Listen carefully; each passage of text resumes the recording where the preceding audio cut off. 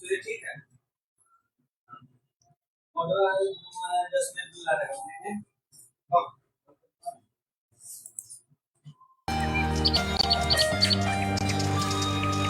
एक गांव में सोमू नाम का एक बूढ़ा व्यक्ति रहा करता था।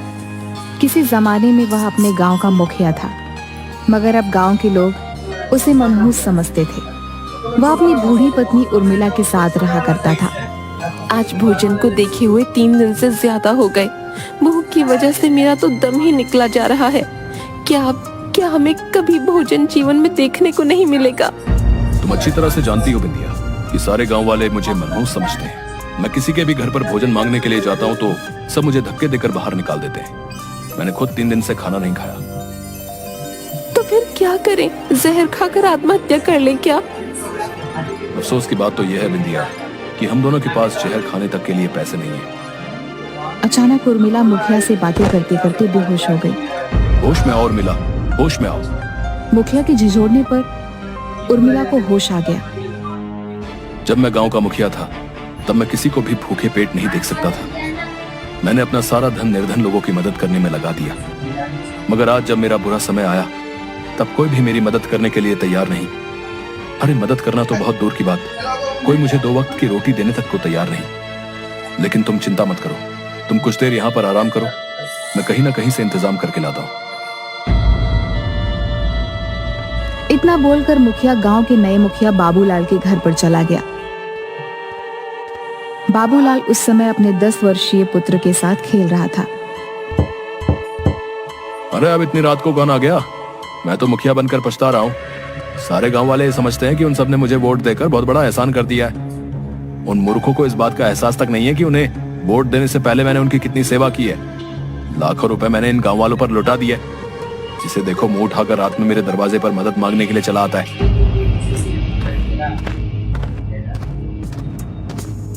तुम मेरे दरवाजे पर क्या कर रहे हो भाई? मैं और मेरी पत्नी 3 दिन से भूखे हैं। अगर तुम्हारे घर में कुछ रोटियां पड़ी हो तो वो मुझे दे दो। देखो सोमू, तुम्हारी जगह अगर कोई और होता तो मैं उसे कुछ खाने को भोजन दे देता, मगर तुम्हारी बात अलग है। यहाँ से निकल जाओ, इससे पहले कि मैं अपने दरवाजे से तुम्हें धक्के देकर बाहर निकाल दूं। आखिर मेरी गलती क्या है? गलती है तुम एक मनहूस हो, तुम हमारे गांव के लिए श्राप हो। मुझे तो डर है कि अगर तुम कुछ देर यहाँ और ठहरे तो कहीं मेरे घर में कोई अनहोनी ना हो जाए। तो इसमें मेरा क्या दोष है? मत भूलो बाबूलाल कि वर्षों पहले मैं भी इस गांव का मुखिया था, और जब मैं गांव का मुखिया था तब इस गांव के लोगों की मदद करना अपना कर्तव्य समझता था। मेरे दरवाजे से आज तक कोई भूखा खाली पेट वापस नहीं गया। तुम ऐसा करके बहुत बड़ा पाप कर रहे हो। तुम मुखिया थे जब थे, अब वो जमाने चले गए। कब तक अपनी उन पुरानी बातों का ढिंडोरा पीटते रहोगे? आज मैं जीना सीखो संपत। आज तुम एक मनहूस व्यक्ति हो। तो फिर मैं क्या करूं? नहीं मुझे इस गांव में कोई काम देता है और नहीं खाने को।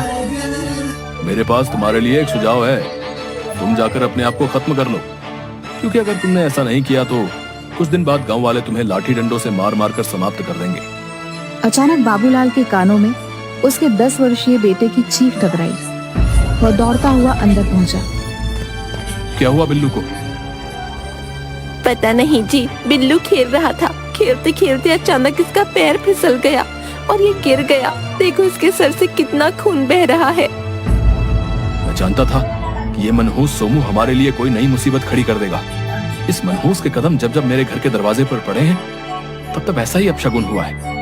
अब मेरा मुंह क्या देख रही हो? बिल्लू को डॉक्टर के यहाँ ले जाना होगा। बाबूलाल बिल्लू को उठाकर अपनी पत्नी के साथ सीधे डॉक्टर की दुकान पर पहुंच गया। क्या हुआ से? इसके तो सर से बहुत खून निकल रहा है। तुम एक अपने छोटे से बच्चे का ख्याल भी नहीं रख सकते, तो तुम गांव का क्या ख्याल रखोगे? अपना मुंह बंद करो डॉक्टर, और मेरे बच्चे का इलाज करो। मत भूलो कि इस गांव का मुखिया हूं मैं, तो भाषण देना मुझे ज्यादा सूट करता है और तुम्हें सिर्फ इलाज करना सूट करता है। इलाज करो बिल्लू का।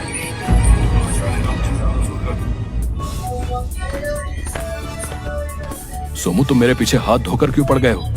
तुम्हें अभी भी सुकून नहीं मिला? देखो, तुम्हारी वजह से मेरे बेटे का सर फट गया। अब तुम क्या चाहते हो कि मेरा भी सर फट जाए? मैं तो सिर्फ तुम्हारे पुत्र को देखने के लिए चला आया था। तुम्हें देखने की कोई जरूरत नहीं है सोमू, तुम यहाँ से चले जाओ। मेरी पत्नी कुछ देर पहले बेहोश हो गई है, मुझे थोड़े पैसे दे दो। ज्यादा नहीं, सिर्फ इतने दे दो कि मैं अपनी पत्नी को भोजन करा सकूं। मेरी पत्नी कुछ देर पहले बेहोश हो गई थी, तुम और तुम्हारी पत्नी हर बार बेहोश ही होते हो। अरे मर क्यों नहीं जाते? ये कैसी बातें कर रहे हो? अब ये बिल्कुल ठीक है, इसे घर ले जा सकते हो। तुम यहाँ पर क्यों आए हो सोमू? निकल जाओ यहाँ से। मैं और मेरी पत्नी 3 दिन से भूखे हैं, मुझे कुछ खाने को दे दीजिए। देखा, बेचारा डॉक्टर, अब इसका इलाज कौन करेगा? डॉक्टर की चीख सुनकर वहां मौजूद बल्ली, बलराम और भी गांव के कई व्यक्ति जमा हो गए। देखते ही देखते डॉक्टर की दुकान पर भीड़ लग गई। वह सभी सोमू को क्रोध भरी नजरों से देख रहे थे। जब डॉक्टर बाबू की चीख हमें सुनाई दी, हम तभी समझ गए थे सोमू कि तुम यहीं कहीं आसपास होगे, और हमारा शक बिल्कुल सही निकला। बल्ली बिल्कुल सही कह रहा है सोमू। अब हम तुम्हें इस गांव में एक पल भी नहीं रहने देंगे। हम तुम्हें और ज्यादा नहीं झेल सकते। मेरी हालत पर तरस खाओ। तुम गांव वालों के लिए मैंने क्या कुछ नहीं किया। मत भूलो, आज जो गांव में विकास हुआ है वो सब मेरी ही मेहनत का नतीजा है। और आज जब मेरा बुरा वक्त है तो तुम गांव वाले मुझे और मेरी पत्नी को 2 वक्त की रोटी भी नहीं खिला सकते, क्योंकि तब तुम मनहूस नहीं थे। लेकिन कई सालों से तुम इस गांव के लिए श्राप बन चुके हो। तुम जहां भी जाते हो उसका बेड़ा गर्क हो जाता है। तुम्हारे कारण गांव के न जाने कितने सीधे साधे लोग गांव छोड़कर चले गए। बल्ली सही बोल रहा है सोमू, तुम्हारी वजह से गांव में डर का माहौल है। तुम जहां भी जाते हो सामने वाले के लिए मुसीबत खड़ी कर देते हो। मान क्यों नहीं लेते कि तुम मनहूस हो? अपनी पत्नी को लेकर इस गांव से निकल जाओ। मुखिया जी सही कह रहे हैं संपत, हम तुम्हें पीटना नहीं चाहते, क्योंकि तुम किसी जमाने में हमारे गांव के मुखिया थे। लेकिन अगर तुम अभी और इसी वक्त अपनी पत्नी को लेकर इस गांव से नहीं गए तो हम सब गांव वाले तुम्हें धक्के देकर बाहर निकाल देंगे। बलराम की बात सुनकर सोमू की आंखों में आंसू आ गए। इसके बाद वो अपने घर की ओर चल दिया और अपनी पत्नी को लेकर जंगल में चला गया। वो दोनों एक एक घने पेड़ की छाया में बैठकर रोने लगे और रोते रोते सोमू और उसकी पत्नी उर्मिला बेहोश हो गए। अगली सुबह दोनों की आंख भूख की वजह से खुल गई। लगता है हमारी किस्मत में इस जंगल में भूखे पेट ही मरना लिखा है। हिम्मत मत हारो बिंदिया, ईश्वर पर भरोसा रखो। सोमू ने इतना बोला ही था कि तभी बहुत तेज हवा चलने लगी और उस हवा में सफेद रंग की किरण उन दोनों के चेहरे पर फूटने लगी। कुछ ही देर में सोमू और उसकी पत्नी उर्मिला बूढ़े से जवान हो गए। उन दोनों को खुद में बहुत ताकत महसूस होने लगी। ये क्या हो गया? हम दोनों जवान कैसे हो गए? मेरी भी कुछ समझ में नहीं आ रहा बिंदिया, आखिर ये चमत्कार कैसे हो गया? कहीं ये कोई जादू जंगल तो नहीं?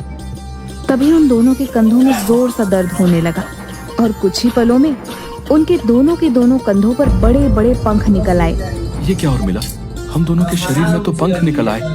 आखिर ये क्या हो रहा है? एक तो वैसे भी गांव वाले हम दोनों को मनहूस समझते थे। अगर हम ये पंख लेकर वहां पर जाएंगे तो वो हम सबको देखकर बुरी तरह से डर जाएंगे। हो सकता है कि वो हमें कहीं जान से ही ना मार दे। तभी उन दोनों के कानों में बाबूलाल और उसकी पत्नी की आवाज टकराई। मेरे कानों में तो गांव के मुखिया और उसकी पत्नी की चीखें टकरा रही हैं। और मुझे भी ऐसा लग रहा है जैसे कि बाबूलाल मदद मांग रहा हो। लगता है बाबूलाल मुसीबत में है, हमें उनकी मदद करनी चाहिए। मैं उसकी मदद कभी नहीं कर सकता। कल रात मैं उसके दरवाजे पर तुम्हारे लिए भोजन मांगने गया तो उसने मुझे कितना अपमानित किया। और तो और उसने गांव वालों के साथ मिलकर मुझे और तुम्हें गांव से धक्के देकर बाहर निकाल दिया। ऐसा नहीं कहते। मत भूलो कि तुम जब गांव के मुखिया थे तब तुम लोगों की मदद किया करते थे। शायद ये पंख हमें लोगों की मदद करने के लिए ही दिए गए हो। भला ये क्या बात हुई? एक तो कुछ सालों से वैसे भी हम दोनों गांव वालों से अपमानित हो रहे हैं, धक्के खा रहे हैं, और ऊपर से तुम बोल रही हो कि ईश्वर ने हमें ये पंख उन लोगों की मदद के लिए दिए हैं। उर्मिला, जो भी हो, एक बार चलकर देखते हैं। तुम्हारी बात तो सही है बिंदिया, लेकिन हम दोनों अभी भी इस रहस्य को नहीं समझ पाए हैं कि हम दोनों अचानक जवान कैसे हो गए और ये पंख कैसे निकल आए। हम दोनों कोई चिड़िया या पंछी तो नहीं है। हमें तो ये भी नहीं पता कि इन पंखों का इस्तेमाल कैसे किया जाए। सोमू ने इतना कहा ही था तभी उसकी पत्नी के पंख बुरी तरीके से फड़फड़ाने लगे और वह पंख दोनों को उड़ाते हुए गांव की ओर ले गए। कुछ ही देर में सोमू और उर्मिला बाबूलाल की छत पर खड़े हुए थे। उन्होंने देखा कि बाबूलाल के घर में आग लगी हुई है और उसकी पत्नी कमरे में बंद थी। बाबूलाल बाहर से मदद की गुहार लगा रहा था। मेरा अंदाजा सही निकला, बाबूलाल की पत्नी मुसीबत में है।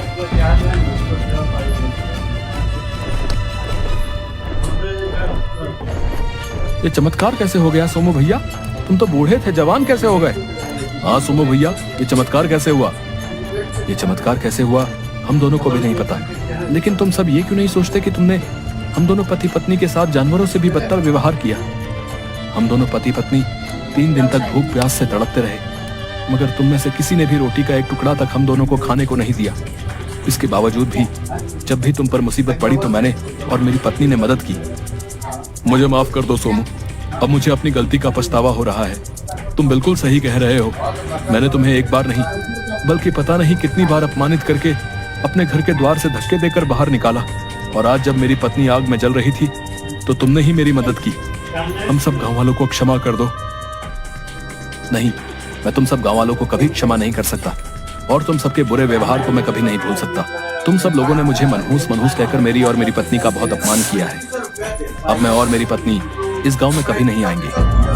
तभी फिर से तेज हवा चलने लगी और उस तेज हवा में रोशनी फूटने लगी। अचानक उन रोशनी की किरणों से एक साधु प्रकट हो गया, जो कब से सोमू और उर्मिला की तरफ देखकर रहस्यमय अंदाज में मुस्कुरा रहा था। इन गांव वालों की कोई गलती नहीं है सोमू। अगर किसी भी मनुष्य की वजह से किसी के घर पर कोई आपदा आ जाती है और ये हर बार ऐसा हो, तो वो मनुष्य उस मनुष्य के साथ दुर्व्यवहार ही करेगा। आप कौन हैं? तुम्हें सब याद आ जाएगा और तुम्हारे सारे सवालों के जवाब भी मिल जाएंगे। मैं जानता हूँ कि तुम दोनों जवान कैसे हो गए और तुम दोनों के शरीर पर ये पंख कैसे निकल आए। तो हमें बताइए साधु महाराज, आखिर ये सब कुछ हो क्या रहा है और इस चमत्कार की वजह क्या है? तो सुनो, तुम दोनों इस गांव में रहने वाले नहीं हो। तुम दोनों इस पृथ्वी के जादुई जंगल के वासी हो, जहां पर लोग बूढ़े नहीं होते और उन सबके पंख भी होते हैं। एक दिन मैं उस जादुई जंगल में तपस्या कर रहा था। तपस्या करने के बाद मुझे बहुत जोरों से भूख और प्यास लगी।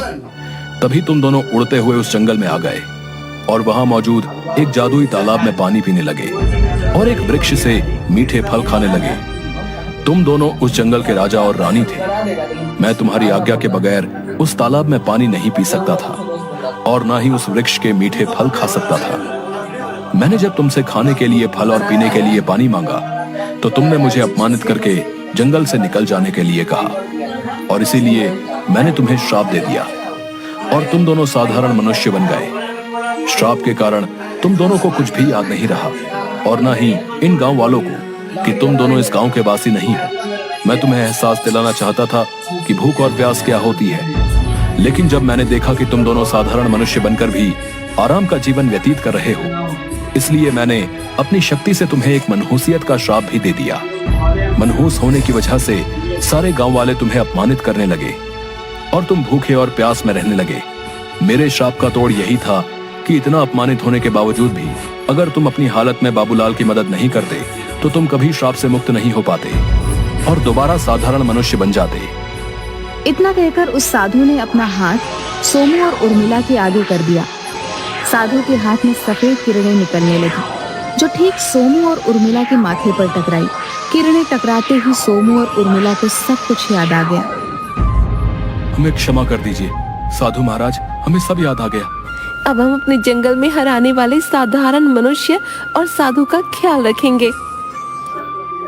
हमें आज्ञा दीजिए साधु महाराज, हमारे राज परिवार वाले हमारी प्रतीक्षा कर रहे हैं। ठीक है, अब तुम दोनों अपने घर जा सकते हो।